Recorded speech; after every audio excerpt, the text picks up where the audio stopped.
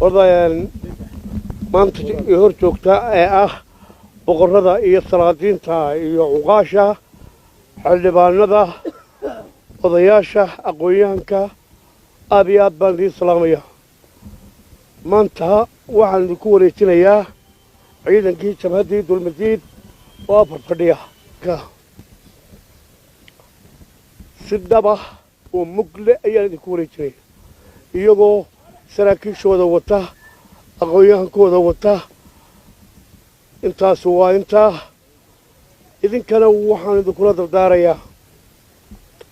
saraakiishaas waa ku soo tacabnay inaa halkada gaarsiisaan qoraydh intaa ka bacdi taliyaha ciidanka qaranka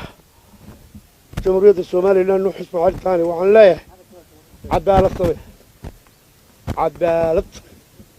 cadaalad baa dadka deeqda odayga dalkana waxaan leeyahay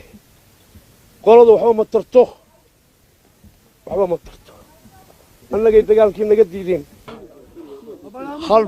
hal fadhi oo infantry ah iyo hal fadhi oo technica laba fadhi waxaa jiraan xeebta waxaa taliya guutayaalka ah yaasiin xuseen xasan gaashaanla dhexe mutaystay iyo cumar jimcaale diriir oo isna gaashaanle dhexe mutaysto laba guuto xeebaha jooga meesha la yidhaaho shumux iyo meesha la yidhaaho xildhibaamati waxaa jiraa urur bohol joogay